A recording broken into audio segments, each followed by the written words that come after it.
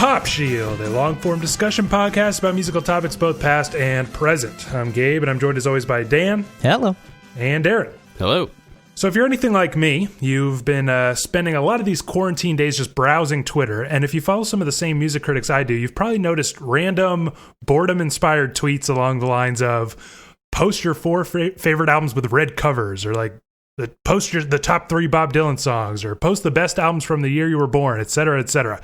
Well, we're bored too, and the question about best albums from the year you were born particularly caught our eyes because each of us happens to have been born in a different year. Dan in 1987, Darren in 1988, and me in 1989. So we decided to turn this random tweet into an episode-long game. We've each picked our 4 favorite albums from the years we were born, and we're going to put them head to head to head in order to determine which year was truly the best, 1987, 1988, or 1989. It's going to work like this, guys. Dan will pick an album. We'll chat about it. I think this will be fun because we'll get to have like mini discussions about a bunch of our favorite albums ever. Then Darren will select a challenger. I'll do the same, and we decide who won the round. Got it? All right. Yep. Okay, so Dan, you're going in blind on the first round here. What do you want to start with? Yeah, I'm at a bit of a disadvantage here, so I should get like. Because you're the oldest. You're the that's eldest. true. I'm the wisest. Right. I'm the wisest. Yeah, that's good. I'll take that. All right. Well, since I'm going in blind here, I'm gonna go with a big gun. I'm gonna start with Prince, "Sign of the Times." What's better than one Prince album? A double Prince album, Here, this record, huge, 80 minutes long, Here we're getting the tip-top Prince at the height of his game. Some of the best songs he's ever done, "Sign of the Times," "Ballad of Dorothy Parker." You got the look. This just, you can't beat this record. A fantastic, top-notch Prince release. Yeah, so I think this is like a pretty much perfect album, and yet like kind of imperfect in its perfection. It's kind of got that like solid double album style mess to it, I think. Revisiting this week, I was struck by just how little songs like the ballads, like "Slow Love" and stuff, have actually stuck with me over the years. It just feels like sometimes I convince myself like, oh yeah, they're perfect, they're brilliant, they fit here. But just listening this week, I was like, I just kind of don't dig those songs that much here. And it's like, there are Prince ballads that I adore, obviously. But they're a little weird. Do you think so at all? I mean, anytime, like you said, anytime you get a double album, you sort of get this mess quality. But if I, am remembering what you've said correctly, you love that about double albums, Gabe. Yes. Like you always talk about this like White Album thing where it's like, it's almost like throwing everything at the wall and just like whatever sticks. And I think that's like perfectly what we've got here. Like, yeah, of course, when you've got 80 minutes, it's not all going to be, 5-star banger tracks. You're going to have, because like "Slow Love," that is a good example. It's not a bad song, but it's not like one that you maybe come away at the end of this record and are in love with. There's a couple other ones, but just in general, like when you've got just like this so much music, it just like shows Prince in the same way like the White Album with the Beatles. It's just like you're seeing like this genius who's just got he's pouring so much out that like he's got to give you 80 minutes of it, because I mean he's our how much should he cut from this 80 minutes? That like we're still getting this much. It's just pouring out of him. Yeah. I mean, yeah, I have to concede that and I was trying to kind of say that it's like, it's a perfect kind of messy thing. Not everything works. There are songs like, I don't know, "Hot Thing" that goes on like at least 2 minutes too long. But Housequake's a little unnecessary too. I actually like really, really fuck with Housequake for some reason. That was like a this week development that I was like, God, I love this song. But how do you feel about what we're talking about here, Darren? Like, it's not like perfect, but it's perfect for being imperfect? Yeah, I mean, I definitely agree with the double album, the White Album concept, all the stuff that we've talked about like over the years. Like I definitely agree with all that. But something about this album, I feel like I've got to be like in a particular headspace to really want to like enjoy it. It's not a particular album that I like to just pull songs out and just listen to. You know what I mean? Like yeah, that's kind of true. Like with something like obviously like Purple Rain, like you don't it seems like every song on any day you could just like jump in and listen and it'd be fine and everything. I don't know. When I come back to this, like I'm reminded, very similar to you, Gabe, like, oh man, this song is awesome, or like, this is not so great, whatever. But there's hardly a moment where I'm like, you know, after I listen to the album, like, oh, let me just go back and listen to a couple of these songs, or there's some like really banger tracks. Like I feel like it's, if I'm going to listen to anything on this album, I've just got to listen to the entire album. And if I got to be in the mood to do it, if I'm not, then this is kind of one of the Prince albums that I just like tend to look past. You know what I mean? Yeah, that is interesting. I mean, it's like simultaneously a grab bag, but also very, very cohesive somehow. You know, I was really struck revisiting it by it sounds very weird. Like it sounds like very alien, futuristic kind of, but like very minimal a lot of the time. Mm-hmm. I always think about, you think about like Prince just sounds like Prince. And yet, I don't know, think about the song like Kiss, it sounds like it's like quite glossy and, like weird sounding, like alien sounding, or like, the song 1999. It sounds almost like Kraftwerk a little bit. Mm-hmm. Yeah. And yet it's always like, at the core, it's like a funk band just filtered through the lens of Prince's like warped, weird mind, Yeah. Here, it's not even like a band or anything. Like Sign of the Times, like what is that? That's not like a funk song. That's not a rock song. The instrumentation isn't familiar in any way. Like Hot Thing I mentioned earlier. Like was he just trying to like write a pop song with just a drum beat, basically? Like, was that the idea? And it's not even like, it's not real drums. It's just like some glitching kind of like, like if I was your girlfriend, what the fuck is that? It's not like a rock song. It's not a pop song. Even when it's a little bit traditional, like, I don't know, Starfish and Coffee is kind of like a psychedelic pop song or something. There's just something very alien and like future. It's going to sound like the future forever, this album. You know what I mean, Dan? Yeah, but I mean, that's one thing I love so much about Prince, though, is like, this album is 32 years old, but it still, sounds futuristic. And I mean, a good deal of his like, great, discography, like it always feels like that, it never feels dated. I think like the 80s, especially sort of gets that like rap for being like, the 80s sounds like the 80s. And while certainly this like suffers from some 80s problems, like the mixing and stuff on this record is god awful, but it doesn't have like this like dated quality about it at all. Yeah, it just needs a remastering, and like yes, at this rate, we'll get that remaster by like 2024, 2025, and then this goddamn Prince estate is taking their sweet ass time with must this, hate like, money. The most needed remastering job in music history.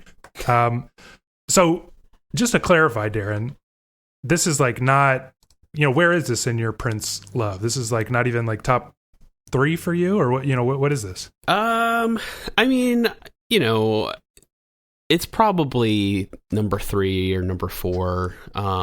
It's not that I don't like it. It's just like I said, I feel like I've got to be in like a certain headspace, and like this week it was kind of wild, like listening to so many different like genres, even though they were like very close in years. Yeah, but, this was one of the experiences I was like kind of not looking forward to, because I just wasn't in a mood for Prince really, even at all. Interesting.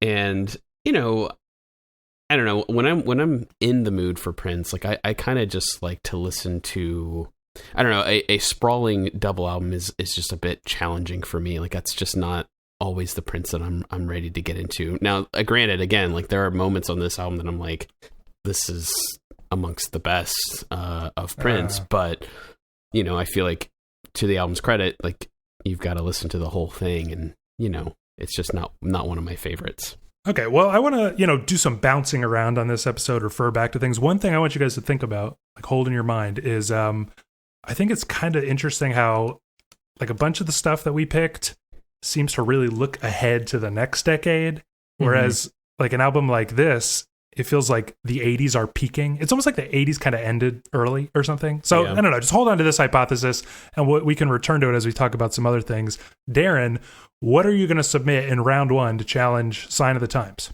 Well, I am going to put forth NWA's Straight Outta Compton. Interesting. Okay, what an interesting comparison.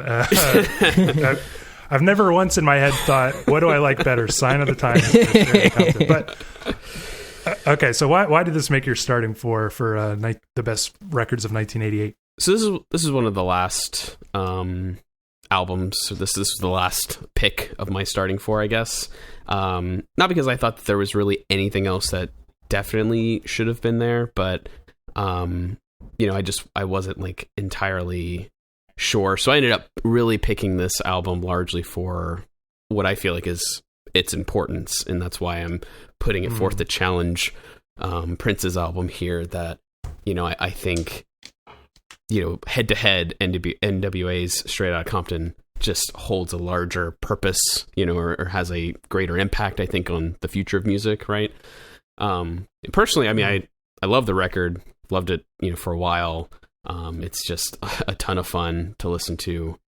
Incredibly raunchy, rap music. And I think everybody pretty much agrees it's kind of a landmark album. So that's kind of why that's why it's on my starting four anyway. Yeah. What is your personal relationship with this, Dan? I don't know if I even have heard you talk about it before. Yeah, I love this record, actually.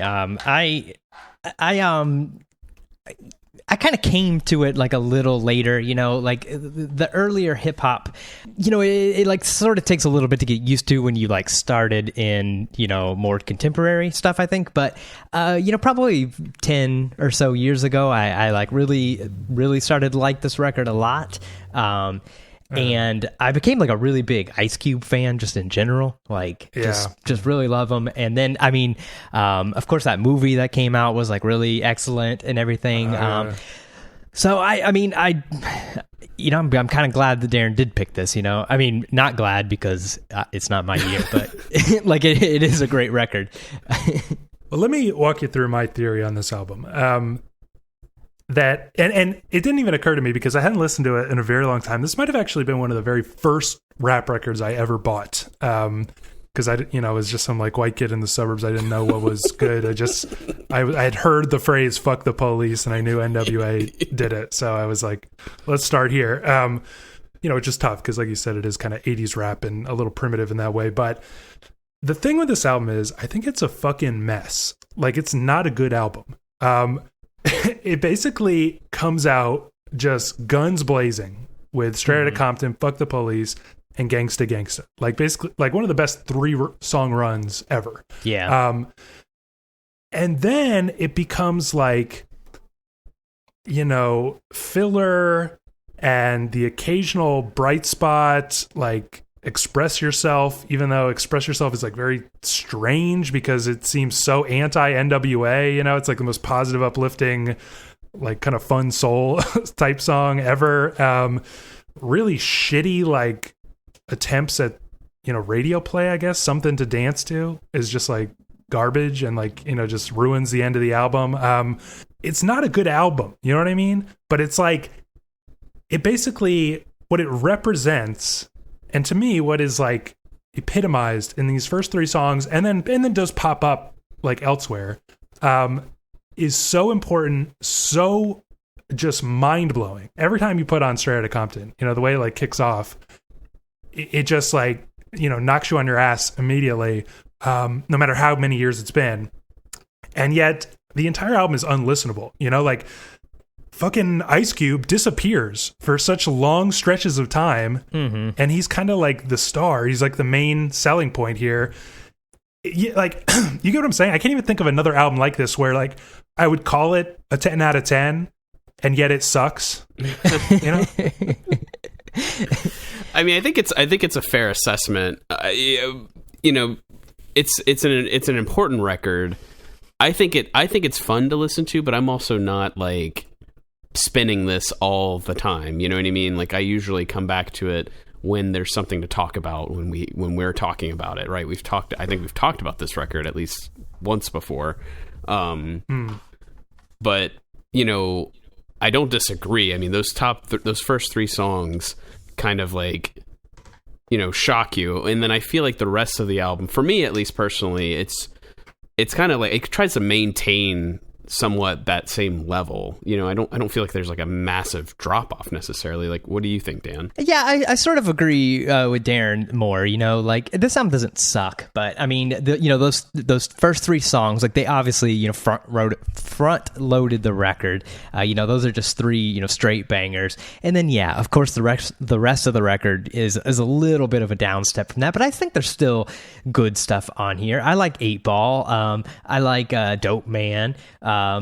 Yeah, something to dance to, not that great. Express Yourself, weird and not very good. But I mean, I don't think that it's a bad record. It's sort of a dated record, like I said.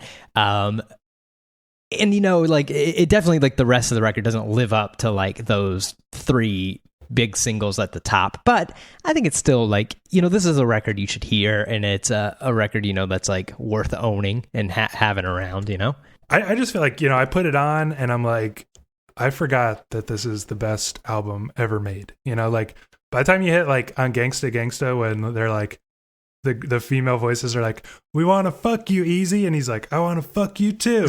I'm like, this is the best record ever. And then I suspect that a lot of people are like me, where they are like, they just kind of like jot it down in their notes. Like, don't forget, this is the best album ever. And then by like track like 7, you kind of like just turn it off and listen to something else because you're bored, but you remember in your head how awesome it was at the beginning. I just feel like that's how it is. And so it's like as if, like, I don't know if you guys are even into the Strokes like I am or whatever, but the Strokes are one of those classic cases where it's like their first album is like a masterpiece, and then it's just like, the results are like depleting with each album. You know what I mean? Mm-hmm. Just doing that formula again and again. And I feel like this album is like the entire Strokes career, but just in one album, So it's like, as it goes on, it becomes shittier and shittier and like a worse version of itself. And yet, like I said, paradoxically, I think like what it represents and like what it accomplishes with its best songs are so amazing that, I have to call it a classic. Well, yeah, I think that's fair. Okay. So on that note, I should have been making my pick while talking, but that would be a little difficult. I got to do some strategy here. So I'm going to pick my pick from 1989, and after we discuss a little bit, we'll decide who wins round 1. Let's go with the Pixies' Doolittle here. How about that? Oh, I thought you would, I thought you'd go against something else. Wow. Okay. Here's my issue. Okay, so like revisiting, I hadn't listened to it in quite a while, but I was revisiting it this week, and it basically undeniably kind of similar to NWA. It gives me that absolute rush, and yet I feel like of almost all the albums we picked, like Time has been least kind to this album. And I don't think that's its fault or anything. It's just that like its style is currently very out of style. It was obviously hugely influential on 90s alternative rock, grunge in particular, but I think even more than that, it was a massive influence on like indie music, because it is so like twisted and weird. It just feels like when he gets an idea, like the song is going to completely turn on a dime and go there, whether it made any sense or not, and it all kind of makes like a weird like logic, like you can tell it makes sense to him, we're just along for the ride. Mm-hmm. I think about stuff like, God, what was it? It was like Dead, I think. It's like so crazy and abrasive. It's like a no wave song. It's like a song from the Swans record that we'll talk about later. No spoilers. But and then for like 4 bars, it just transforms to the catchiest, most glorious, like most beautiful passage, and then just switches back to the craziest shit ever. It just feels like he just decided, let's do this. Let's make this like absolutely beautiful, and then let's tear it fucking apart. The way that like the song Tame, you can tell he's like playing faster. It's like he wants the band to play faster as he's screaming his head off during the chorus. Like that's another very indie thing. It like makes me think of Animal Collective's Grass or something. Like, what should the chorus be? I just feel like screaming. Okay, let's do that. You know what I mean? So it's got that like freewheeling spirit that I feel like is very, very out of style right now. And so it just, it doesn't hit me like it used to, and yet I can't deny that, like, you know, as soon as Debaser starts, you're in there. You know, when Hey starts, you know, it's grabbing you. But it still just feels like a little bit of like the old version of rock. You guys feel me at all in this? Yeah, that's kind of exactly how I feel about this record. Like, you know, the Pixies were something I liked a lot, you know, when I was younger. It's something I like basically never put on now. You know, it's like a band. Right. If you asked me like, do you like the Pixies? I'd say, yeah, of course. But the last time I listened to the Pixies, you know, I couldn't even tell you, you know, before, you know, this week. It's just sort of one of those things that, like, I think I feel about it the way you sort of were talking about, like, NWA. You know, it's like a record that's like great, but like I don't actually really want to listen to it. You know, I think this record and another one that'll come up, I listen to like you know, sort of the least, because it just was like too, you know, it felt like being a teenager again, you know, like how we did that Tool episode, you know, it was like, you know, like I sort of like found some enjoyment in like the Tool things we listened to, you know, like when we did Lateralis, like, you know, like I had fun doing it, and it was like a nice nostalgia trip, but like, you know, I haven't listened to it again, and, you know, and I probably won't, and that's how I feel about this. Yeah, what about you, Darren? I feel a little bit differently, but that's kind of because the Pixies have sort of, I felt like, have always been a bit of a blunder for me. Not that I like never listened to them, but I never felt like I gave them, you know, a fair shake or really listened to them as obsessively as other people have. You know what I mean? I've kind of always obviously understood the Pixies are super important. I've had them on my iPod. I've listened, but, you know, just, you know how it is. Like at various points of your life, if you're just not in that right headspace, maybe the right age or something, it just doesn't. Yeah, we talked about it last episode. Yeah, exactly. So I went into this kind of excited. So I was like, all right, I'm going to force myself to listen to these Pixies records, and, you know, honestly, I kind of like immediately loved them, and you know, I feel like that's always like an identifier of like something that is truly great or important, is like when you give it an initial listen, if it already kind of like knocks you on your ass. Yeah. You know what I mean? Obviously I was familiar with some of the songs, Here Comes Your Man, Monkey Gone to Heaven, stuff like that. Right. But like the rest of the Baser, of course, the rest of the record, I was just like, man, this is great. You know what I mean? It just seemed fresh, but that's just because I didn't listen to it obsessively as a teenager. You know what I mean? So, but I do think that's, you know, that's a good thing about a record, if it can just immediately grab you, and maybe now was just the right kind of time for me. I don't know, but I enjoyed it. Yeah, that's interesting. I mean, maybe it is just a matter of like over listening, because I definitely did that with this, but you know, it feels like the kind of record that almost like Joy Division that we were talking about last week, where it's like I recognize it as a 10, but it just doesn't like move me as much anymore. I mean, I really think it's a perfect record, absolutely so influential. Yes. And you have like a great time when you're listening, but it just feels like this brand of, you know, the things that they innovated, like the soft to sudden loud explosiveness to like crazy left turns. It's just not like, it just got really overdone over the course of not just 2, but like 3 decades, you know, after them. So like, it's even possible that even if you haven't listened to this that much, you might be sick of it, you know, already, depending on what else you've listened to. So yeah, okay, maybe it was a mistake to like pick an album that I then shit talked for my submission. But I kind of like picked it because I was like, oh yeah, that's a fucking perfect 10. And then it was like, I spent a lot of time with it this week, and I was like, my feelings are actually a little different than I thought they would be. That being said, though, we got to pick the winner of round 1. So just to remind you, we got Prince, Sign of the Times for 1987, NWA, Straight Outta Compton for 1988, and Pixies, Doolittle for 1989. So what do you guys honestly think is the best record of those 3? Honestly, Sign of the Times. I also think it's Sign of the Times. What do you think, Darren? I mean, you know, if we're talking about importance, I think that NWA's record is probably the most important of the 3. That's my take. I agree with that, but it's not the best listening. I think you have to consider it, at least as part of this discussion, you know, that it's how important. Well, yeah. I mean, Sign of the Times is interesting because, like I was saying earlier, I do think it's kind of like the 80s peaking, and pretty soon, like the 90s are going to start taking over already. I think that happens sometimes. There's another record I'm going to talk about that's similar a little later, but it's like sometimes classics come out that just kind of seem to like sum up their era or take their era to its logical conclusion, and then it's done, not to the same extent, but the same way that like Loveless killed shoegaze or something like that. It's like, so it's not influential, Sign of the Times, but I feel like it just peaked the 80s almost, which is like an equally, if not more impressive accomplishment. I agree.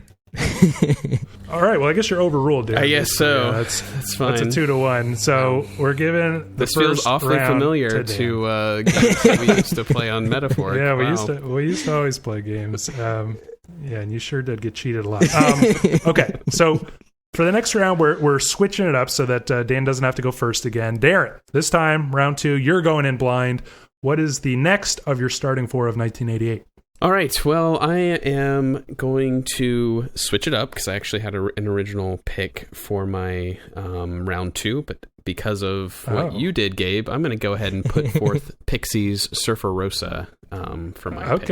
Okay. So, all right, why'd you pick it? So again, very similar to what I had just mentioned, like I kind of came into this, knowing the Pixies, being familiar with probably what you would consider their hits or most popular songs, but not having really given a fair amount of listening, I would feel like, to their albums. And so I also went into this thinking, well, this is a very influential band for what later became, grunge, all these other bands that I'm, familiar with. And Gabe, you mentioned it, indie rock and all this stuff.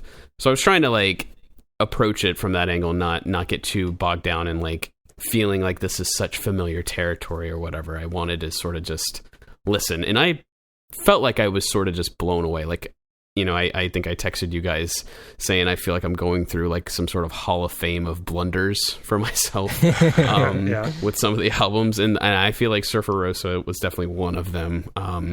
It's one of those albums where I can feel its influence, like it's influencing me in a way, like it's making me want to play some music or whatever, and like I always point to that feeling for certain bands when I just kind of connect to it immediately, and this album, like Bone Machine, just kind of immediately grabs me, and I'm just in. I was like biking around my neighborhood listening to this record, and I just really loved its energy. I could obviously hear all sorts of influences that they probably were using, but then also like influencing future bands and everything. But I think it stands on its own as like an incredible album. Obviously you've got like the gigantic "Where Is My Mind" in the center of the record and everything, but that's not even to me the best song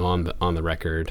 I don't know. I just really enjoyed it, and feel kind of bad for not having already been obsessed over this when I was a teenager. Well, I guess. Let me ask, what was it like fully digesting Surfer Rosa and Doolittle like at the same time, and did you kind of prefer one over the other? I mean, I'm gonna say Surfer Rosa because it was obviously in my year, but and I spent the most time listening to that. But when I did go over to Doolittle, I was pretty much equally impressed with it. I guess I didn't necessarily feel like there was, and maybe this is just not because I haven't listened to it enough, but like a massive like leap forward, or it just sounded like more Pixies to me.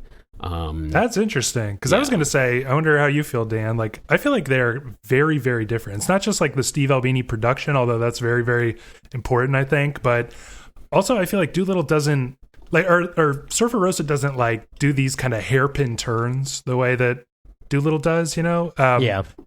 It's more of like these kind of lumbering, explosive tracks that are pretty consistent within themselves. Do you have any thoughts on how different these two records are?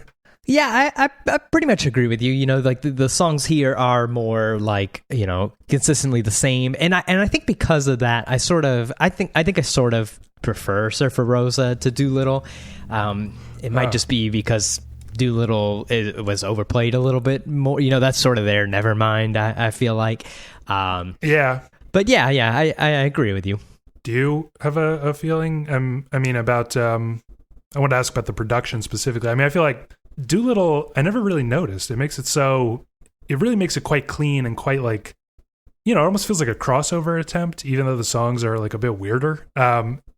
Sorta. But do you think it sounds like because like Nevermind to In Utero, like sonically sounds quite different? I think Steve Albini like changes Nirvana's sound somewhat between the clean glossiness of like Nevermind. Weirdly, now that you say it, I almost feel like the Pixies go from In Utero to Nevermind. Yeah, that's interesting. And so basically my whole life I thought that Doolittle was better, and then this week I had the strong feeling that Surfer Rosa is the greater album. Nice. Which I was very, very surprised by. Yeah, and this is another example. One last thing I wanted to mention of like, this really, really feels right. Like the 90s are starting as early as 1988. Yeah. Definitely. Isn't that odd? Do you think that's like always? Do you think it's just the case of, because I couldn't make up my mind of like, it might be that the 90s are so beloved and that basically the canon or whatever, rock critics, went back and looked for like the seeds of the 90s sound. Mm-hmm. Because let's face it, the 80s is a pretty weak decade overall. Definitely some highlights, but went back and looked for these kind of underground type classics that influenced and defined the sound that would dominate in the 90s. And that we therefore have a warped view of the 80s because a lot of the things we identify as classics are things that the 90s later decided were classics. You get what I'm saying?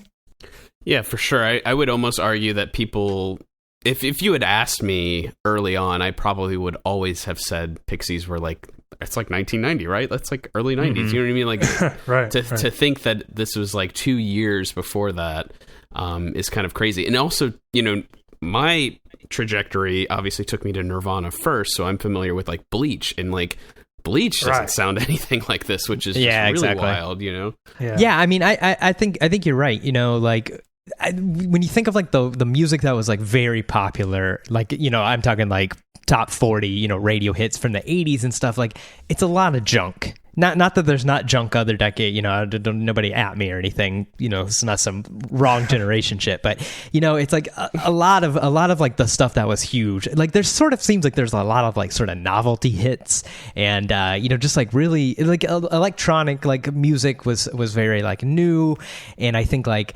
a lot of it got used in like sort of a novelty kind of way. There's certainly good stuff, don't get me wrong, but I think like what you said, like then in the post, like once we like we have like this giant sonic shift in the 90s, I think a lot of people think the impetus is like Nirvana and stuff, and certainly that is like the popular impetus for it, and so then everybody goes back, and especially like for some reason with Nirvana, like so much of like that is like what caused Nirvana to do that. And so everybody has this like, there's that list, and we've mentioned it hundreds of times, like Kurt's favorite albums and stuff, and you'd find things like Pixies, the Meat Puppets, Swans, Sonic Youth, like so much of the stuff like we'll talk about today. And like it's all sort of like nobody knew that in 19, like you had to be pretty fucking cool to like know that stuff as it was coming out, Nobody like in 1988 would have called Sonic Youth one of the most influential or important bands. No, exactly. Like, they'd be like, oh yeah, they're like a cool indie band or whatever. But looking back now, it's like the most obvious thing. Exactly. Right. Yeah, it is pretty strange.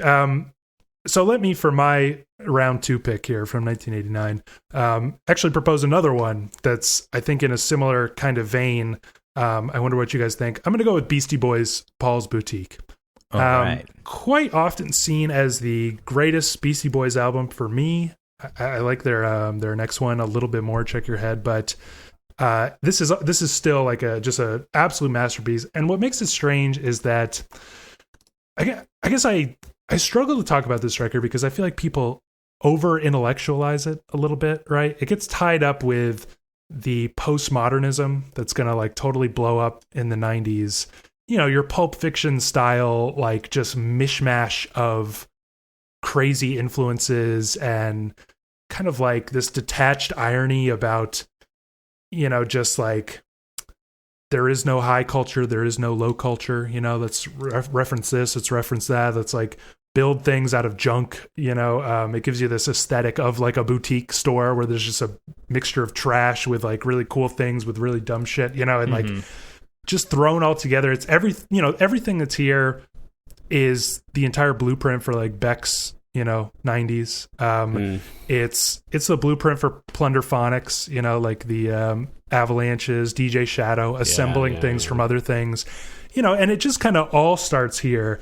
And so that's all like cool and stuff, but I feel like people sometimes like think so much about it that they miss how fun this record is. It just feels like everything, it just feels like they went into a boutique store, and a boutique store made of music, let's say, if this analogy will hold.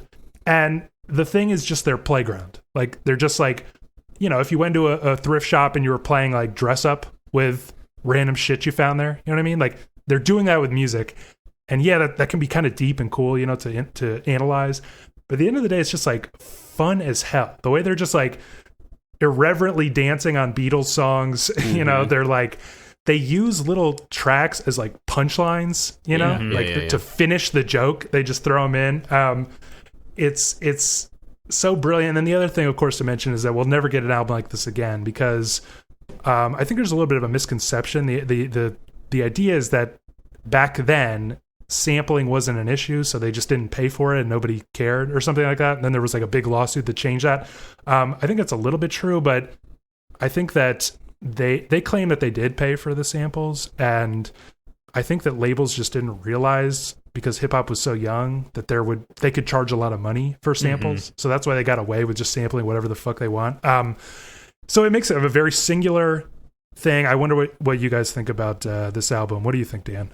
I love this record. Like you said, it's sort of like there's two great things about it. Like on the surface of it, it's just like a fun as hell record. It's great because like the samples, like a lot of times, with hip hop and stuff, like, there'll be something you recognize here and there, but it's generally because you can't sample the Beatles or Led Zeppelin anymore. Right. You're not hearing, like the Beatles and Led Zeppelin samples that you like, so like not even recognize, but they're just like, musically ingrained in you. It's like such a strange like thing, to hear like something made from something so well, so there's like that's like just a super fun record. But then there's also like, it's a record you can like do a deep dive in, you can intellectualize, there's all these like building blocks of Plunderphonics. I mean, even just hip hop in general, like it's got like both of the like the best of both of those worlds. It's just like an all around fun record. This is definitely my favorite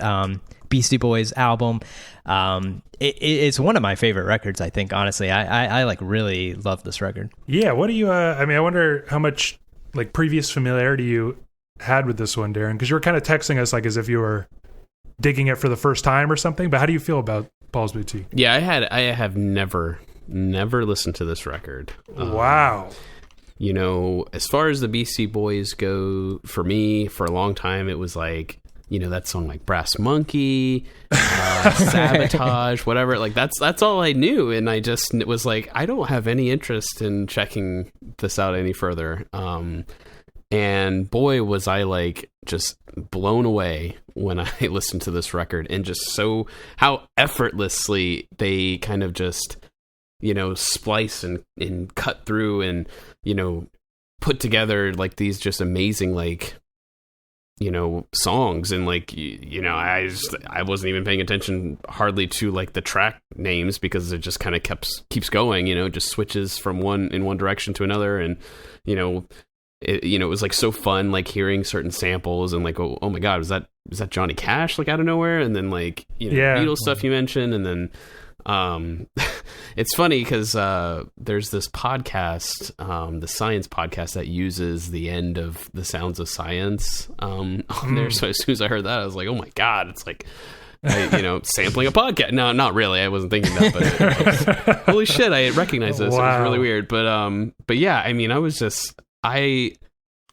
I couldn't believe how much I was actually like digging like all of this. Like I just wanted to keep on listening, but obviously had to listen to a lot of other stuff. But yeah, I have definitely blundered on this one. Well, I am very pleased to hear that. And you're right, it's an extremely different experience than listening to like, you know, the Avalanches, because the Avalanches, you're like, what is that? Like, what is that? What is that? Here it's like, I know this song very well, and I can't believe they're doing this. Right. How did they get away with exactly. this? Was somebody not checking on this or whatever? I mean, how did they get away with it? You know, because that's the feeling you have the whole record, because they're like twisting it into the Beastie Boys shape, but you always are aware of what it is, and then you can't believe that, like, you know, whatever, Pink Floyd signed off on a song where, you know, he says, I was making records since you were sucking your mother's dick. You know, like, how did they get away with this? Yeah, it's an absolute joy, this album. Okay, so Dan, what is your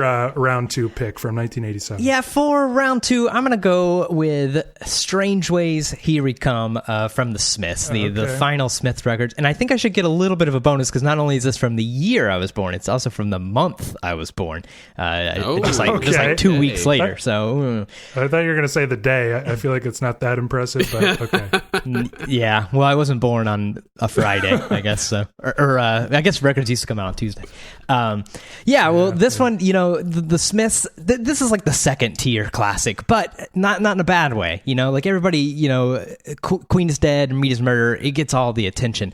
But I think a lot of people are missing, you know, Strange Ways, Here We Come. It's just like an absolute straight classic, banger after banger. If those two records like didn't exist, the Smiths would still be just as great based on this record and the first record alone. You know, like you've got just the greatest songs here. You know, you got one hit single, Stop Me If You Think You've Heard This One Before, but then also, you know, everything else is sort of like a you know, like a minor hit or something you wouldn't think of, you know, when you go straight to, you know, on a Smiths playlist or something, you'd be cool if you threw in, you know, Death of a Disco Dancer, Russian a Push, and The Land Is Ours. You know, like these are like the ones, like, you know, especially with the Smiths, you're gonna look like a little bit of a pleb if you're like too into the Smiths. You know, like it's sort of like the, you know, baby's first indie kind of thing. But if you go with Strange Ways, you look a little cooler. You know, it's a good point. It's a weird record because it's pretty perfect. Like, it's hard to kind of complain about anything here. It feels at the same time like lesser than their like bona fide classics, and yet it's like still good enough that you can claim it's your favorite and not look like an idiot hipster. You know, yeah, it's exactly. Just saying that to be different. You know what I mean? In fact, I think like Morrissey and Johnny Marr said it's their favorite Smiths album. So, you know, the thing that I like to think about is it gives it that kind of mystique of like almost every great band has this, where it's like they got the obvious classics, and then they always have like a classic that the in the know people, yeah, exactly, you know, like that's their album. And the Smiths did that beautifully. I honestly feel like Prince did that as well. Like Sign of the Times is that. You know what I mean? Like everybody loves... Honestly, all of my picks. 1987 is the year of that. That's true. Like all four of my picks are. I was thinking that the whole week. Very, very accurate. Yeah. Yeah. What do you think about this record, Darren? I mean, I've always liked it. You know, when I really got into the Smiths, you know, I obviously was way into like The Queen is Dead and everything. But, you know, I never really had a problem with this record. It's kind of interesting. Like, I guess when I think about it, when I was listening to it this week, you know, it has some highs, but it's not like it peaks like all the way up to a mountain and then comes down. You know what I mean? Like, I feel like it just stays pretty consistent, and it's just good all the way throughout. Like, I'm not, you know, it's so hard to describe, but like without making it sound like it's just average, that's not what I'm trying to imply, but it just feels like it just kind of maintains I know what you mean. Kind of a certain level without too many dips or too many like extreme highs, I guess. Yeah, I get you. Like, it doesn't have like a song that's like, this is clearly the greatest Smith songs of all time, you know, or this is the worst Smith song of all time. It's just all sort of like, these are great Smith songs. You know, it's like a plateau, but a high plateau. Yeah, but I feel like while you're listening, you can feel like, damn, this is the best thing ever. You know what I mean? Like, it gives you that like just like, I don't know, just almost any song. Obviously, like, stop me if you think you've heard this one before, Girlfriend in a Coma, the big hits. But I don't know, even when I'm listening to like Death of a Disco Dancer or something, I'm just like, this is so great. Like, this is like, it's the kind of thing where I'm like, I never think of it as one of my favorite Smith songs, but it definitely is. But then like each song kind of gives me that same feeling. Unhappy Birthday, hilarious. Yeah. I Won't Share You is like maybe their best closing song, I think, on their whole career. It's just it's like I like records like that. It's kind of like a victory lap if you look at it like their exactly career, way you to know put what I it. mean? Yeah. Yeah. That is a great way to put it. Okay, let's have the talk then. So we've got Dan submitted The Smiths' Strange Ways, Here We Come. Darren submitted Pixies' Surfer Rosa, and I submitted Beastie Boys' Paul's Boutique. So which is the best objectively of these? As much as I want to just harder. keep picking myself, I am going to give it to Paul's Boutique, I think. Yeah, I mean, I think Paul's Boutique, I mean, the way it just kind of blew me away, I think that would be my pick. Wow. God. Yeah, I'm gonna pick myself too. It's already decided. So, Darren, are you thinking about getting on the board or anything like that? I hate you guys. God, I'm pretty sure I vowed to never play games with you guys ever again back in the podcast, but damn it. Okay. All right. Let's, so I'm gonna, for round 3, I'm the one who has to go first, and I'm just gonna go big time here. Bring out the big guns. Why not? The Cure, Disintegration. Okay. That's gonna be my pick.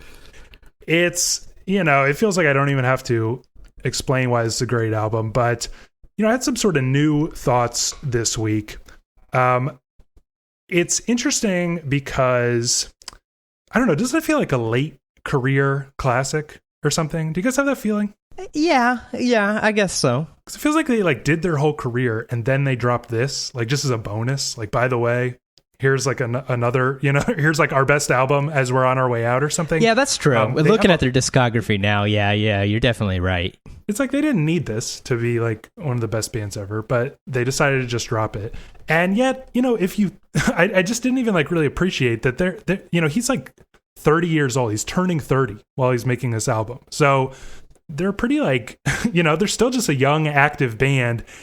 It just feels so much like this band that had transcended or something, that had like done everything they needed to do.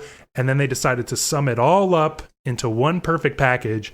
And yet it's just interesting to remember that they were just kind of like a working band, just putting out their next album, and on that note, I do think it's really fascinating because if you kind of like go through the track list here, you get these like it almost moves in stages. Like you get these very like beautiful, elegiac kind of songs at the beginning with like Plain Song and Pictures of You, which is like a certain aspect of the Cure. We move into like a little section of like the pure pop magic of the Cure with like stuff like Love Song, Lullaby, Fascination Street, right? All the singles.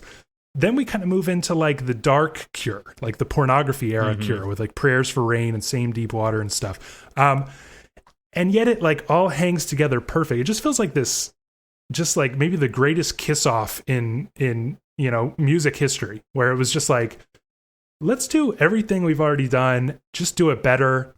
And then I know it's not fair to say like, let's take off, because they definitely didn't. But to me, I'd never have listened to anything after this because I just feel like they're so poorly reviewed. But it just feels like, let's just do everything we've ever been trying to do and just exceed every expectation. What are your guys' feelings about Disintegration? I don't think we've really talked about it before. I don't know if we've even done a Cure record before, but I love this record. I love the Cure. It really would be if they had just called it quits after this record. Like, man, It would have been just like, I mean, they're already a legendary band, but it would just be like nuts, In fact, because you picked this record, I didn't pick in my year. Kiss Me, Kiss Me, Kiss Me was released, which I love. Yeah, but it just has no shot against Disintegration, and right. So I was like, I'll just listen to a different record,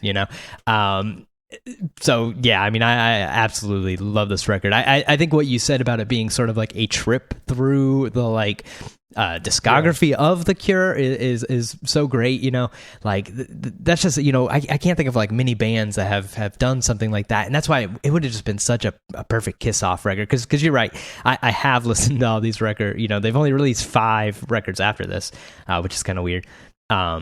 And I've listened to them, and none of them are worth listening to. Yeah, what is your relationship with Disintegration, Derek?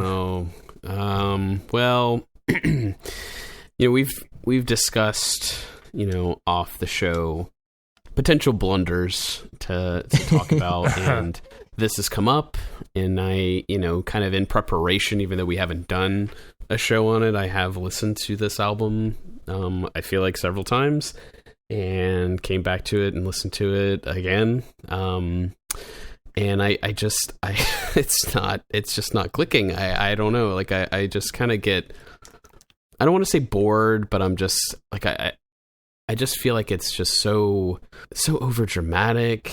You know, like maybe I just missed the boat on this, you know? So yeah, because I didn't really get into it in my youth either. For some reason, it wouldn't click with me back then. I did like adore their, you know, like pornography and some of those like Faith and stuff like that when I was that age. But this is a little bit later. So I don't know if it has to be one of those cases. It is kind of tough because every song seems to have like a 2-minute intro or something. Yes. Yeah. And it's, you know, one thing I realized this week is, I know this is controversial, but I would delete the like quote unquote bonus songs. On the initial pressing of this album, the song Last Dance and the song Homesick were not there. And I think that's because it was a vinyl pressing and there simply wasn't room. And then for the CD, those songs are slotted right in the middle. They are listed as bonus tracks on the CD, but they have been pressed with, you know, every pressing ever since.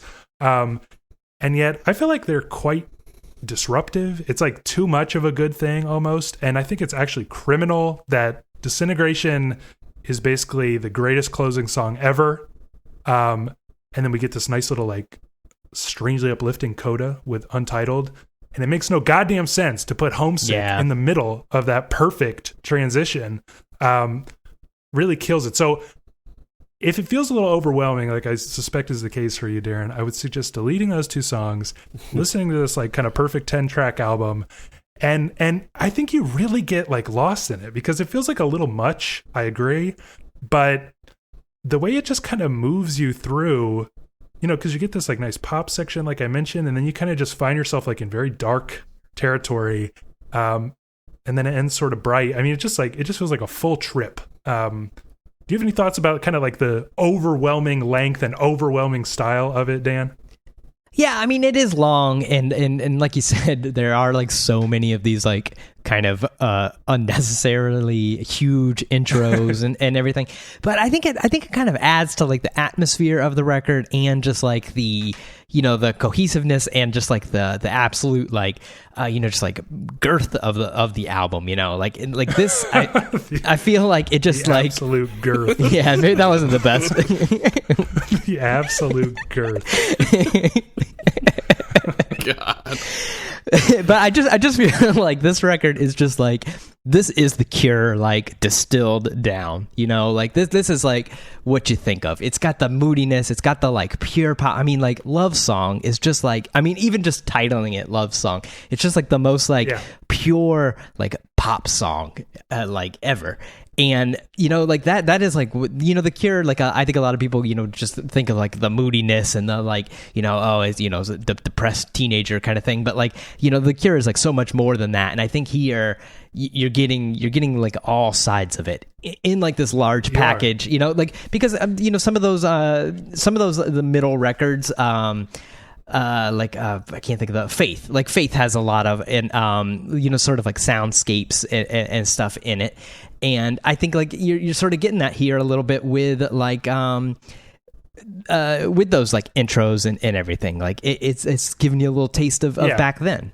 Yeah, I just feel like it's weird because it is a sampler. It's like a perfect sampler, perfect introduction to the band, and yet it's very, very cohesive. I think it's so weird because for almost my entire life, and maybe I still kind of feel this way. I just think of like The Cure as a singles band. Like just their singles are unmatched. And the albums don't always hang together as much as I love them. Ooh, I disagree. But in my opinion, I know some Cure heads would disagree with me here, but in my opinion, they only twice went into full album mode, and both times it resulted in perfection, which is Pornography and Disintegration. Like they're meant to just be a piece, and I don't even think it's a shame because so many of their singles are so great. But it's like this is like I just love album Cure, and Disintegration is like peak album Cure. Okay, so that was my round 3 pick. Who's next? I lost track. That'll be me, Dan, yeah. what is your round 3 pick? My round 3, another one of these, second tier patrician classics, Sonic Youth Sister from 1987. Okay. This one, everybody thinks Daydream Nation. Daydream Nation, Daydream Nation. And, maybe somebody's going to pick that one year coming up soon. Who knows? But he's laying the groundwork. It's in a better year, but whatever, Yeah, well, whatever. But you know what? Like, same way with the Smiths. You don't want to be the guy who says Daydream Nation's your favorite Sonic Youth record. I mean, maybe I wouldn't say that Sister's my favorite, if I'm being honest. I'm a Bad Moon Rising kind of guy. But, Wow. what we're getting here with Sister is, you're getting like a bridge between this like old new no wave, Sonic Youth, Bad Moon Rising, Evil, Confusion is Sex, like this real, like hard, no wavy, really like just noisy, band. And then you're bridging into this like sort of noise pop kind of thing that they become like with Daydream Nation and onward, Goo, Dirty, those kind of things. Sister is like, you're getting the best of both worlds once again, right here. That's the anthem of the 1987, the best of both worlds. You're getting it all here with Sister. You've got like just you've got some of their greatest songs. I think Cotton Crown is like a great one of those sort of like noise pop like sort of songs we'll get later on in the career. But then you're also getting like a crime cover, Hotwire My Heart, right before that, which is just like this like noisy like who the fuck's cry? It's like some punk band that no one's heard of from the early 80s or 70s, and like it's just like the perfect like sampler of Sonic Youth, like sort of how Disintegration is a great sampler for The Cure. I think Sister is a great intro into Sonic Youth, and a little bit of a sample of the early and the new. Obviously you start with Daydream Nation, but I think if you like that, you want to go somewhere else, I think Sister is a perfect place to start. Yeah, it's got a really nice like yin and yang thing going on, like you said, because it's almost actually even dreamier than Daydream Nation somehow, despite the title. Like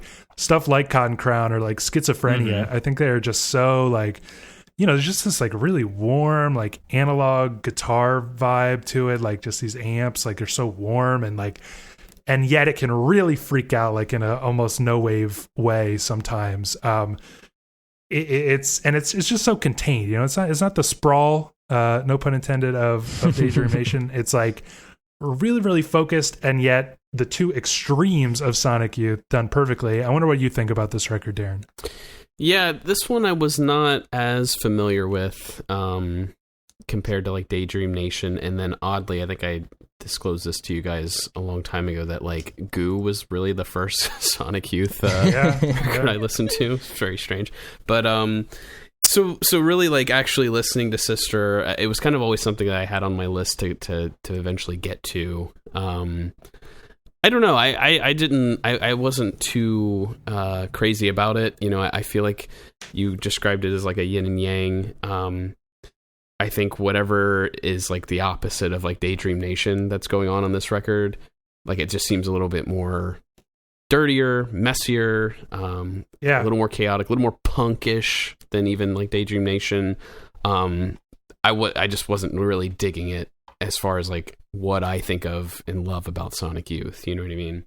Yeah, that's interesting because I feel like the give and take is so essential. I feel like the like Pacific Coast Highway is like the perfect song to like just kind of sum up what this album is all about, which is like these absolutely like abrasive, just insane Kim Gordon like verse parts, and then this like absolutely gorgeous like it's almost like a Broken Social Scene kind of jam, like where it's just like this cool cruising down the Pacific Coast Highway vibe, but like really dreamy and sweet 80s shit. And it's just like the way it just, oscillates wildly between those two things.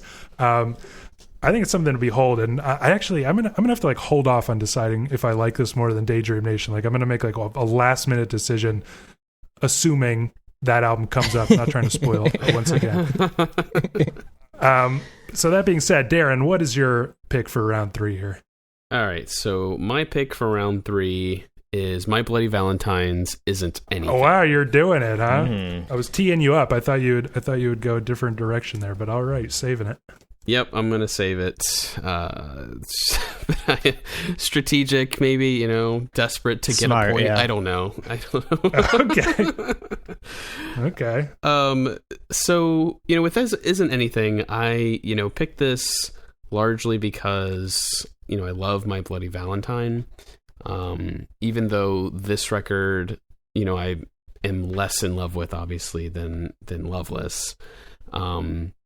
But I do think that it's like important, and actually, it's still a great album. It's to me, it's pretty different than like Loveless. Yeah, I think it's forward looking. I think you can obviously hear the seeds of Loveless here, but it's a different take of My Bloody Valentine. Like, you almost imagine like they could have had they like stuck to this sort of direction of being much more of like a rock and roll almost type of band, and less of like the shoegazy like soundscape and kind of just blowing your eardrums away.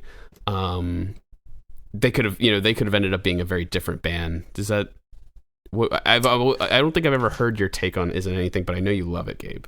Yeah. So there have been times in my life where I preferred it to Loveless, and I'm here to announce that I'm deciding once and for all, it is actually better than Loveless. Wow. It's a better album. I really, what a hot take. After this week, it's not even a hot take. I swear to God, it's just absolutely true. And the reason is, we just did an episode on Loveless, and I complained a little bit about the formulaic nature of it. Oh yeah, the Sonic song. I forgot about that.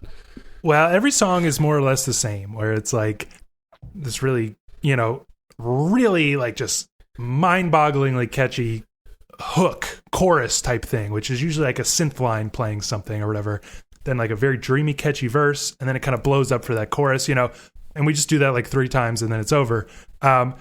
There is no formula to Isn't Anything at all. Like every song is the weirdest, strangest, twisted little thing. Yeah. The arrangements, they follow no formula whatsoever. Like sometimes it's very minimal, very empty. Like the way that things just like, I don't know, on like No More Sorry or something, like it's just a huge wall of like glittering sound. But then for the quote unquote hook, it just drops into nothing, It's just like falls apart completely, this huge wall that's been built up. And then it just starts shimmering again. Like, Feed Me With Your Kiss is an absolute like crazy punk rock song pretty much. Whereas like, I don't know, Soft as Snow But Warm Inside has like the weirdest, like glitchiest. It's almost kind of similar to the vibe of some songs on Sign of the Times, like weird glitchy electronic drum loop that sounds alien and strange. Like, you know what I'm saying, Dan? Like this is a weird album, and I really, really appreciate that. Yeah, I mean, I love it. This is a great record. It is pretty different from like Loveless and everything, but I think it's. Obviously I think Loveless is probably the better record, and just from sheer like magnitude of like how important it is and everything. But this is definitely like this should have been an 87 record. It's like the underrated sort of second tier classic kind of thing. Yeah, the deep cut that you can always return to because you'll never over listen to it because you'll always over listen to the yeah album. exactly Yep. Exactly. And if you want to try to be contrarian like Gabe, and you can say this one's better. I'm not trying to be contrarian at all. No, I swear to God, revisit the two now. You've been smack talking Loveless. You did it for a whole episode, and now you're doing it again. Like, yeah, I know. I think it's this pleb hates Loveless. it's like people I just don't. I think people they're such like different records that people don't often do what we did, which is like in the last like month or whatever. I spent like a lot of time with both separately, completely separately, and I can see it now. I can see it, but I just can't feel it. Okay, so I actually I really don't know what the hell I'm going to decide on this. Yeah, this is the hardest round, I think. Yeah, but we have to make a decision on who wins round 3. Has anybody made up their mind? I think I'm going to go with my pick. Oh, Darren, just every time. You can't do it just because. You got to do it honestly. What do you mean? I know you want a point really No, bad. I'm not desperately trying to get a point. Like I truly believe Isn't Anything is the best record here. Oh, what do you think, Dan? I mean, it's tough. I mean, honestly, I'll put Sister out of the running. I think. I mean, it can't stand up to Disintegration. And it really can't stand up to Isn't Anything. You know, it just between those two records, it's so tough. But I mean, just The Cure is one of my favorites, I think, and it'll be really funny when Darren doesn't get the point. No. I'm just kidding about that. That's a factor that's being weighed. It really isn't. I swear. I really, really love The Cure, and Disintegration is just difficult to beat, no matter what it's against. Okay, well, I'm going to walk you through my thought process here, which is that I think I might prefer Sister out of all 3 of these albums, just if you ask me to pick one to listen to. But I need to maintain sort of an internal consistency after I just claimed that Isn't Anything is better than Loveless. Yeah, exactly. And Sister is not better than Loveless. So Isn't Anything must be better than Sister. You see what I'm saying? Yeah. Yes. Mathematically, Gotcha. It has to be. Okay, so I'm going with Isn't Anything. Darren gets his first point. All right. So we're all tied. It all comes down to this last round. We are tied. Excellent. It does come down to this. Excellent. Interesting. Damn, I think I know who's It's going to be a win. real problem when we all vote for our own. For our own thing. Okay, so this one, the order doesn't really matter, so don't complain, Dan. We all only have one pick left, but Dan, what is your pick? Yeah, my pick, another one of these little second-tier classics. I'm going Swans, Children of God. This is a record. Sort of my description that I was thinking of sort of depends a little bit on the record that Gabe's gonna pick. I won't give it away yet, but I'll still give you my thought process. You want a goth record. You want to be like super goth, but you want to be cool about it. You go Swans. You don't go the record Gabe's gonna tell you here in a second. You'll be a loser. You go this record. But again, here we've got sort of like we're at a crossroads with Swans. You know, right before this, we've gotten 4 of these like just punishing no wave records, and then now they turn a corner on you. We've got like ballads here. Jarbo has arrived. Maybe not for the better. You know, we've got we've got like what will become with Swans. You know, like this is the bridge into like their their sort of like goth folky kind of thing that like I think really foreshadows Angels of Light, which then comes back and reintroduces us to like the new Swans that everybody like really came to love so much.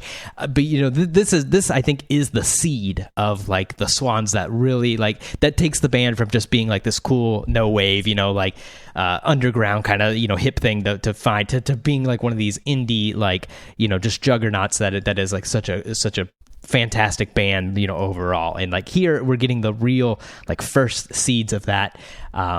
I mean, you've got some tracks here. New Mind, so great. Sex God Sex.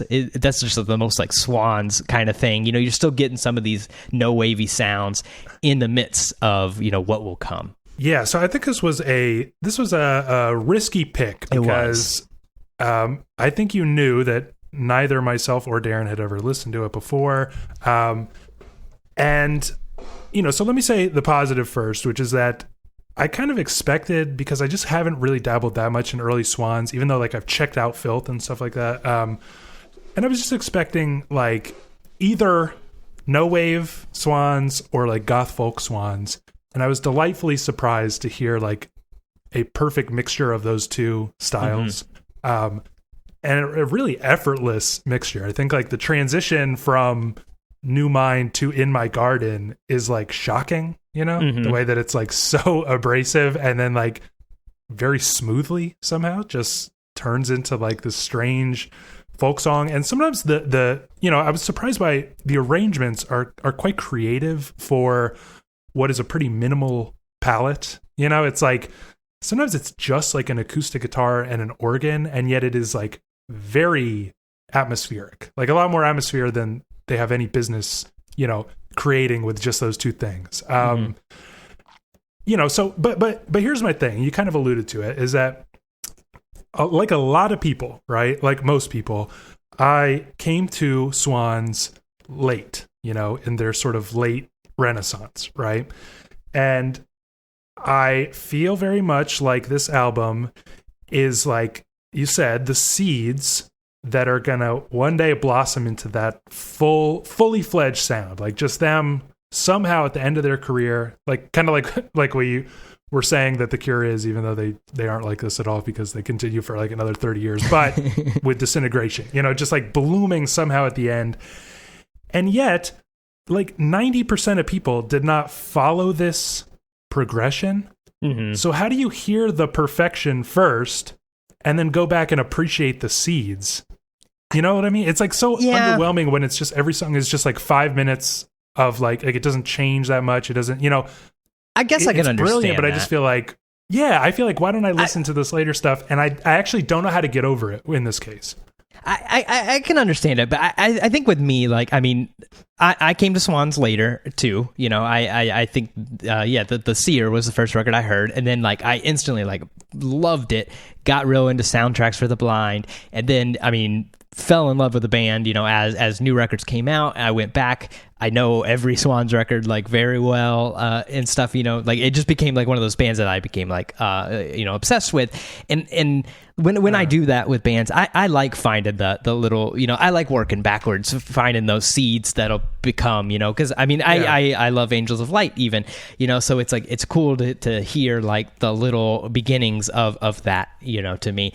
I think like in a, you know, I've talked about it. I love like when I get into a band, I love like reading books about them and like just you know, I love like knowing too much about it, you know, like weirdly. And so like I think that's why, and maybe that it wasn't the greatest pick because of that, you know, like not everybody works that way.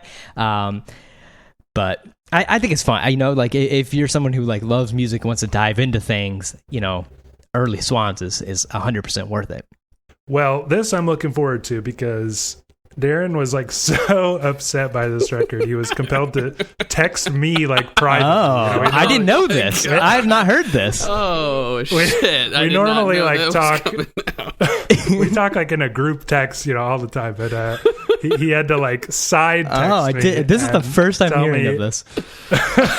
So what are your thoughts on this? Oh record? God, geez, I'm over here thinking like, how can I just ease into this conversation? Look, okay, this was a challenge. It was a challenging listen. I think Swans is a challenging band, at least for me. It's just, you know, every time I've ever tried to listen to them, it just feels so punishing, you know, like I'm just getting like these super long songs, and his voice is just so like raw, and you know, like and I'm not making fun of it at all. It's just a lot to like try to, you know, tackle. I feel like, especially like this being like a very long record. But I do think that Jarbo's the woman, right? That's correct. The woman voice that is singing.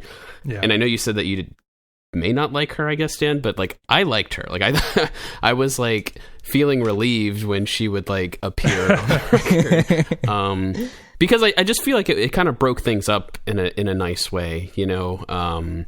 I would even like argue that like similar to the way like some of the best like Beatles records work is largely because, you know, a great John song is then sort of like broken up by a great Paul song, you know what I mean? And it kind of changes direction. And like you sort of mentioned, Gabe, the transitions are like, you know, kind of shocking.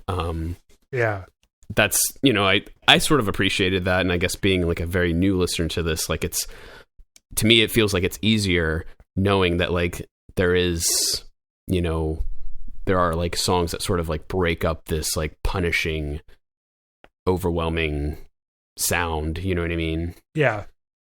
But having said that, did you know, where are you at on the scale of like hated this or loved it? I mean, I didn't really like it. I didn't really like it that much. I didn't like or disliked. I know he's just trying to be like nice, so I don't not pick his record. But trust me, I know what Gabe's record is. You're in no risk of Gabe beating you. Okay, well let's do that then. I'll jump ahead here and do mine since the order doesn't matter now anyway. But I went with 9 Inch Nails' "Pretty Hate Machine," and let me explain why. Because he has to. I was gonna go with Nirvana's "Bleach," for 1989. Should have. But yeah, because I could have pandered in that way because I knew you both would love it and it would be some easy points. But I wanted the challenge first off. Second off, we talked about Nirvana a lot on a previous episode. We ranked like our favorite Nirvana songs, so we talked some Bleach. Third, I just have to I've done this a couple times in our podcasting life where I look for opportunities to sneak in 9 Inch Nails discussions to just force you guys to listen to them. And this was a perfect opportunity. Now, with "Pretty Hate Machine," I kind of loved this record a lot when I was young. But even then, I thought it was pretty corny. I never didn't think that the lyrics were very corny. Mm-hmm. Gray would be the color if I had a heart. It's just like, that's where we are, right? But the truth of this is, what we're listening to here is like a great Depeche Mode record masked as like a scary industrial album. It's actually just such catchy synth pop and such creative use of kind of like early electronic production. I think about stuff like "Head Like a Hole." Like, how can you not love that song? When the chorus comes in, first off, it's just like anthemic and incredible. But second off, the way that there's just like rushing, crazy, distorted noise, like filling the space, and his voice is like getting distorted and like getting lost in the, it's like the instrumental is screaming at the same time. It's like really inventive. And, we everybody would admit, right, that like based on his like soundtrack work and stuff, Trent Reznor, he's like a really interesting sonic architect. And I think you can hear a lot of it here.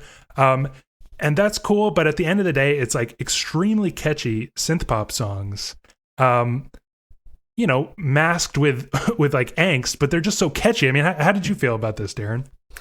Well, I, came into this kind of feeling like I think the way Dan still feels, not excited at all to listen to what, I've always perceived to be an extremely gothic, cringy type of record. But, I did share with you guys as I was listening that, maybe I would have my mind changed. I did like the first, 4 tracks or so of the record, and then I landed on like Something I Can Never Have, and I just felt like it just came to such a sudden halt, and there was such a focus then on Trent Reznor's, lyrics, and I just wasn't, I feel like you've got to be in a certain headspace for a record like this. I really think it's difficult to feel like it's super relatable. And why does it matter if the lyrics are relatable or not? I think it matters when, like in a song like Something I Can Never Have, it feels like it's just him and things have sort of minimized. Now it does like pick up, maybe halfway through the song, but to me, it just, I don't know, it kind of like reminded me again of like why I've never really been a big like 9 Inch Nails fan. What did you think, Dan? Yeah, I mean, just as soon as you turn this on, it starts with "Head Like a Hole," which of course is a single, and I just was like, kicks ass. No, it's just like, oh god, I've got to listen to this. I debated putting my like Spotify on like the incognito mode, so nobody would notice. Oh my god! It just the whole time I'm just like, why am I being forced to listen to this garbage? I can't believe just this. the lyric. Anytime like I accidentally would hear something he would say, I would just be like, oh my god, accidentally like hear something. Yeah, it just like. It's just like, oh, it just like what you when you said that thing about like the gray, like, oh, it just like it's just like the most annoying kid you were friends with in middle school or high school or something. Like it just like reminds you of that. It's just like something so that should be left in the past. And I mean I know that people like Nine Inch Nails. They've been in Twin Peaks. I appreciate that. I guess. It's I just. It's so like cringy. Okay. I can't get past any of it. So first off, I would suggest ignoring the lyrics, and yet they're very funny. I take a lot of pleasure in the lyrics because they're so hilariously bad. So I would recommend listening like ironically. Yeah, but that's the thing. You don't need to. But listen, your favorite record, Sonic Youth Sister. Okay, this song "Hotwire My Heart" is stupid. All right, they didn't write that song. Dumb as hell. It's a cover, but it's like funny in an ironic way. You know, like just the idea of them like completely shredding and destroying this song. It's like "Hot Wire My Heart." You know, it's like sounds like a Kiss song or something. It's like it's funny. It's cool. Yeah. Okay, just listen to this the same way. Be like, gray would be the color if I had a heart. You know, that's funny. You know, I'm listening ironically. You know, sonically this is like an amazing experience, but lyrically it's really funny. That's how I feel. And I just feel like that's not the intent behind the record, you know? Like Sonic Youth. I know it's not, but I just don't even care. Yeah. When it comes in with like head like a hoe, black as your soul, I'm like, it's really funny, but I'm like, fuck yeah. And so you're saying like this is like record. One of those like a bad movie that you watch, like The Room or something, you know, Plan 9. Like it has yes, that's a good example. It has that element plus extremely well crafted synth pop songs that are like production wise are incredible, are just so memorable, so catchy, so anthemic, plus The Room. Isn't that a nice combo? Wouldn't you want to listen to a record like that? No, not really. I would just, because you can already, you know, I mean, there's like Smith songs that have, you know, like I think of like, right. Black is the, you know, I like, there's things like that, but like, I think like Morrissey was like joking, you know, like he's being ironic. Yeah, he's in on the joke. Like the guy from The Room, whatever that Tommy Wiseau or whatever. Like he's not in on the joke. Like he is the joke. I know, but but when you watch a bad movie, you know, you're like, man, I really hope they aren't in on it because then it wouldn't be funny anymore. You know what I mean? It's nice. Yeah, I guess that is true. That I will give you that. Nice. Like those movies like that, like Scary Movie or so. You know, like when they're trying to make a bad movie, that sucks. I will give you that. But I don't know if that translates well into music. Okay, I'm devoting too much time to like the lyrics and stuff. Let me just emphasize one more time that it's just musically, this is a fucking awesome record. But like you said, it's like Depeche Mode. Just listen to Depeche Mode; they're a million times better. But it's like it would be the second best Depeche Mode record if there was a Depeche Mode record. So so there you go. I mean, how can you disagree with that? I do want to say, well, I do want to say, like sonically, like musically, I think Nine Inch Nails like really owns it on this record. Like I that's what I was like immediately drawn to. Like I mentioned at the top of the record, yeah, you know, with the first 4 songs and everything, and even the rest of the record, I think, you know, it's a very like when I hear it, it's like, man, this is Nine Inch Nails. Like I can really hear that sound, and even like Trent Reznor's singing voice with it, kind of evokes this imagery, you know, that I've always associated with Nine Inch Nails, which I think that's, you know, that's worthy of a compliment, you know, like that's something that's worth talking about for sure. Yeah.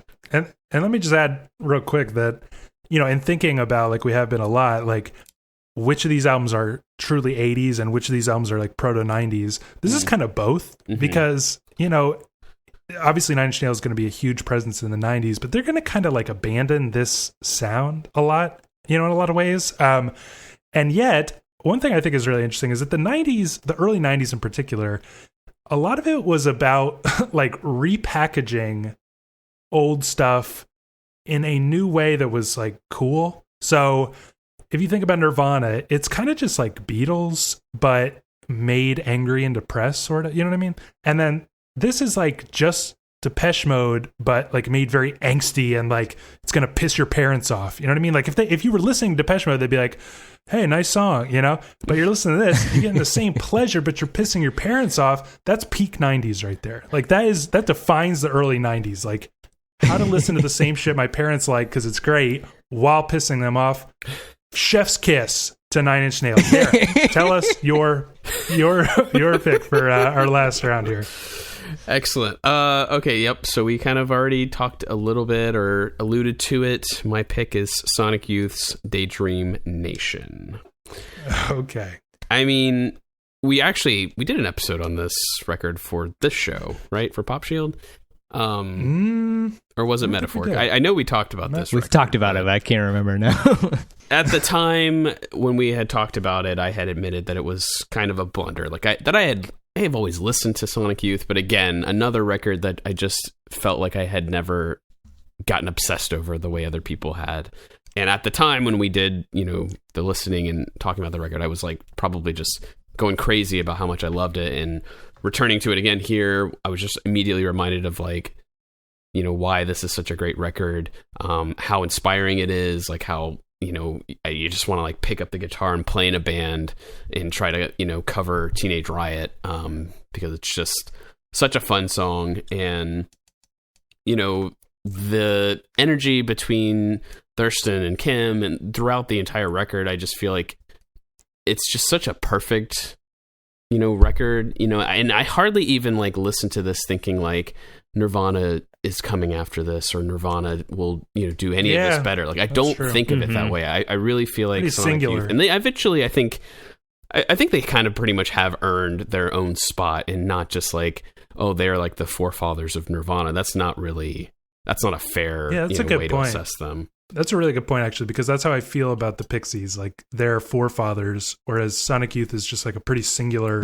band. And that's why I feel like Pixies just doesn't have the same power it once did, whereas Sonic Youth does. And like, I love Sister. I think it's like, it just is somehow an overlooked record, even though everybody knows it's a classic. Obviously, it lives in Daydream Nation's shadow. And I often find myself feeling like Sister is better, but then it's like when I put on Daydream Nation, it's like it starts and I'm like, well, Teenage Riot is perfect, but I probably won't listen to this whole thing right now. And then the next song starts and I'm like, well, I'm going to finish this one for sure. And then the next one, and I'm like, well, I'm sticking around for this one. And then it's like, then you're coming up on the trilogy and you're like, well, I'm definitely sticking for this. It's kind of just like a note for note perfect record. I wouldn't change a single thing about it except, and I wanted to complain about this earlier about the Beastie Boys, stop dividing up long songs on reissues. It pisses me off so much. Please. Trilogy should be a 14-minute fucking mammoth masterpiece, as should the last song on Paul's Boutique. It makes you feel like, a little anticlimactic when it just ends on like a 2-minute punk song. You know what I mean? But that's supposed to be the crescendo of this whole thing. Anyway, I just wanted to vent about that. But how do you feel about this album, Dan? Yeah, I mean, I, of course, obviously love this record. It is one of those records like, when you think of something like Nevermind, it's like, yeah, that's a great record, but like, I don't super like want to listen to it all the time. And while I'm not listening to Daydream Nation every day or anything, but it is like you said, Gabe, like when you put it on, you're like, okay, I'll just I'll make it through, a couple tracks, but then, you're on Eliminator Junior and you're done, like it is like sort of like, it's just as good as it was the first time I heard it, I think. It really has like amazing like staying power, I think. Like it is just like this is the record that like really makes Sonic Youth like you said, like not just a footnote in rock history. Like they are a singular, like you gotta know Sonic Youth, like this is a band you gotta know, you gotta have at least heard this record. Like they are an excellent band. Yeah, it's a weird thing. It's like, I guess there are a lot of classics like this probably, but it really strikes me as like the perfect definition of that kind of record where if you mention it, I'm like, what? I've listened to that too much. I don't feel like listening to it. But once it started, it just like hits you the same way it did like the first time. You have anything else to add, Darren, or should we just get this goddamn vote over with that you're obviously gonna win? I mean, That's why I planned accordingly, played the waiting game while you assholes were blowing your load early in the first 2 rounds and bragging about your points. And now look who, clearly comes away with the victory. I know. After the last one, I figured out that you obviously won, and it bothered me. Yeah, but you did play. You did play well the game. Played. Yeah. It was like in chess when you realize like a couple moves early that you're gonna lose. Yeah. To be fair, though, I think for all the shit, all the cheating that was going on the old podcast show, I think this is it's rectified. Justice. I think the thing though is she should get an asterisk because we the actual. The actual game that we came up with after our picks. So I probably wouldn't have picked Children of God if it was going to make me lose. But whatever. I guess that's true. Just an asterisk. But he wins. Yeah, but I mean, I think what we got to do is, we're already running a little bit over time, but I want to fly through a couple big picture issues. And, outside of the game, see if we maybe have a different opinion on these years. Not to take anything away from your victory, Darren, but if we included kind of the whole year, I wonder if any honorable mentions jumped out of you guys that, almost made your list, didn't quite, but still, kind of contribute to how great the year was. What about you, Dan? 1987. For 87, I mean, I mentioned it Kiss Me, Kiss Me, Kiss Me from The Cure. That one, I just basically didn't choose it because of Disintegration. I mean, Depeche Mode music. It's a little uneven. Yeah, a little bit. It's a little too long. It goes on a little bit too much. Depeche Mode music for the masses, I like. Big Black, Songs About Fucking is a great record. Dinosaur Jr., You're Living All Over Me, is it? Yeah, I'm not the biggest Dinosaur Jr. fan. Another one of those sort of second tier classics is Jesus and Mary Chain's Darklands. That's a good record. Spacemen 3, Perfect Prescription. I like a lot. Tom Waits' Frank's Wild Years is like the dark horse candidate of Tom Waits' discography. So there's another 1987 deep. Yeah, there you go. I'm not a huge Tom Waits fan. The first Danzig record comes out in 87. That's that's 88. I'm sorry. Damn it. Darren, I'll take that. Yeah, what about you, Darren? Any honorable mentions jumped out of you on 1988? I mean, did you want me to talk about Metallica? According to Rate Your Music, it's the 4th best album of 1988. But, there's a Dinosaur Jr.'s Bug, which I'm it's all right, but it's not as good as Dan's record. Yeah, and... nothing else particularly jumps out at me. AC/DC had a record. Oh, I knew. I was waiting for it. The connection here, though, is that the Beastie Boys actually quote an AC/DC song on Paul's Boutique. Did you guys know that? There you go. Did not. I did not. 1981's For Those About to Rock is a AC/DC song, and they quote it in. They quote literally thousands of things, so don't feel too good about that. I think 88 is actually a great year. You got we got to mention, right, Talk Spirit of Eden, I was gonna say that one. It's just not one of your, a little outside your wheelhouse, Darren, but I think that would be in most people's starting for, and it is an absolute masterpiece. Public Enemy, It Takes a Nation of Millions it's not something I personally like very much, but I respect that a lot of people see it as a 10 out of 10 kind of thing. The Viva Hate for Morrissey. That's a great record. Not not the best.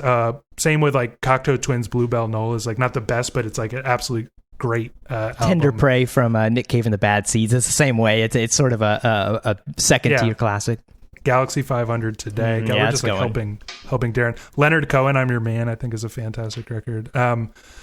For 1989, I think the deep cuts are a little bit more sparse, but you've got stuff like New Order, Technique. Yeah. It's not my favorite, but it's in that kind of classic period. You got stuff like Kate Bush, The Sensual World. Not her best, but it is up in the upper tier of her work. The Stone Roses, a lot of people love. It's never been my thing. It's maybe too British. I don't know. I just can't get into it. Galaxy 500 on Fire is great. This iconic slowcore type thing. De La Soul, 3 Feet High and Rising. For some reason, I just can't get that into this, but another absolute hip hop classic. It's crazy that in just these couple last years of the 80s, hip hop just accelerates from a interesting niche thing to dropping like multiple classics every single year. And Nirvana's Bleach, of course, I got a shout out there. Imperfect, but obviously like so essential and really just an enjoyable listen. So having like sort of brought those to bear, what do you guys really think is the best year out of these three? I mean, I kind of think maybe 88. You know, I mean, Talk Spirit Eden is just such a great record. I think it's tough to beat. I love that Nick Cave album. Honestly, I think 87 is kind of the worst of the three when you look at everything. Because 89's got some good stuff too, you know. Philip Glass solo piano is 89. Lou Reed New York, that's a good record. I guess what I think is that like 87 has like a lot of incredible deep cuts. 89 has like a couple stone cold classics and not like a ton of great deep cuts. And 1988 has both stone cold classics and incredible deep sort of the cuts. best So of both I think worlds. I would probably, I would probably vote for 1988. I'm assuming, Darren, since you've been dishonest this entire game, that you would also pick 1988. Yeah, obviously. I mean, I think that both, I think all 3 years have definitely things to talk about. Otherwise, we wouldn't, be talking about them. I definitely loved getting to explore Paul's Boutique, you know what I mean, from 89. Like, that was just a really cool thing that I had totally missed out on. It's also just kind of crazy thinking about how, like, all of these records were 80s records. It just, and really none of them, I think, maybe I guess Prince, right? Would I really have thought, like, yeah, this is 80s. Yeah, exactly. I mean? This is the 80s that I'm listening to. It's pretty remarkable that just like so much of this. Yeah, I think that's my theory, is that it's like because of the way we look back at the 80s, but it's weird how so many of these classics are more forward-looking than, of their time. Although there are a couple, I think like Sign of the Times and I think like Disintegration, they kind of just feel like peak 80s, and they're kind of great for that reason. Yeah. All right, well, we've gone a little overtime. We had kind of a bunch of emails, but I just want to read like maybe just one of them. So wait, well, before we get to that, there's one last thing about the years I wanted to mention. I wanted to ask you guys, do you think that, you think any of our parents were listening to any of these records around the time that we were born? My parents definitely not. Chance. Yeah, 0% chance. Yeah, no way. They might have been into Swans, but yeah. My dad was probably listening to that AC/DC record that I mentioned. Right. Yeah, mine too. But I actually pulled up the number one songs on the Billboard charts on at least the week that we were born. So let's go through these and see who has the best number one song. Okay, so for Dan, actually no, mine. It's the song La Bamba. Yeah, Los Lobos. Yeah, I actually knew that. Okay. And then for me, it's Kokomo by the Beach Boys. Wow. And then for Heavyweight. Gabe, it's Step by Step from New Kids on the Block.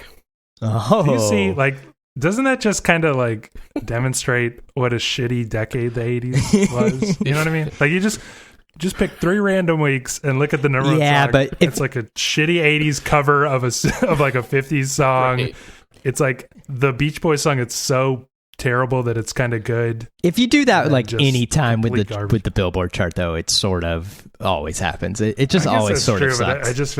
I feel like it's extra appalling, this exercise. I had no idea what you were going to say. But, I will say that La Bamba, I think, held down the number one longer than the other two. So there you go. Well, nice.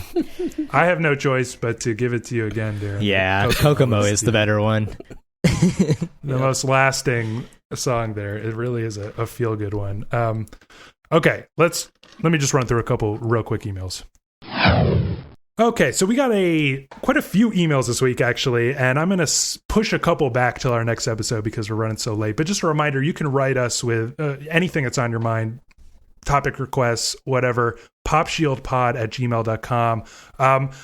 I am going to save most of these, like I said, but I just want to mention that we got some requests, some episode requests. We got Daniel, who requested Yola Tango. We got Jackson, who requested Pavement's Wowie Zowie for its 25th anniversary this week. And we got another one. Let's see. Luke asked us to talk about Mule Variations by Tom Waits. So I just want to acknowledge that and mention that, Dan, right, you posted a discussion that we did not that long ago about Yola Tango on YouTube. Yeah, I posted it from our old podcast, Metaphoric, what is that record called? I Can Feel Two Hearts Beating. I Can Hear the Heart. Yeah, I can never fucking remember the title of that record. But yeah, I posted our little review of that. I was actually on vacation seeing Swans, oddly enough. So I'm not in it. So if you want to skip it, that's fine. Yeah, and I just wanted to also mention there's some like archival type stuff on YouTube. Yeah, I do. I try to do it all the time, but I'm very lazy, so I don't do it that often. What is our YouTube handle? Pop Shield Pod, I think. Should be. Teed you up for the plug. But as far as the other two, we've been talking actually about doing a Wowie Zowie episode and about doing a Tom Waits episode, and I'm like fully determined to do episodes on both of these. So we're gonna like definitely add those to the list, right? Yeah, definitely. I kind of look at Tom Waits as a little bit of a blunder. Like I know Rain Dogs, I know a little bit of stuff here and there, but like I don't know Mule Variations very well. I feel like it's something that I should love. You know, it seems like very Dan kind of thing, and yeah. I've just never really gotten into it. I don't love Pavement, but I'll do it. What do you think, Dan? I mean, I absolutely love Pavement. Wowie Zowie is my favorite Pavement record, so I would absolutely love doing an episode on that and getting to listen to it a whole bunch. Tom Waits, never been a big fan of it, but also never really have listened to many of his records, so I would be interested in focusing on one for sure. All right, well, look out for those then for sure. And like I said, a couple other emails we'll save. Don't worry, we'll get to them. All right, well, that's enough for this week. So what do you think? We'd love to read your thoughts on air. Like Gabe said, you can email us anything you want, popshieldpod@gmail.com. Next episode, guess what? Not sure. We'll probably do one of those requests though. So if you like the show, help us out. Subscribe, leave us a 5-star review wherever you get your podcast. Stay connected: Twitter, Facebook, Instagram, YouTube, all that junk. It's at Pop Shield Pod, and we'll see you in 2 weeks. See ya. So long.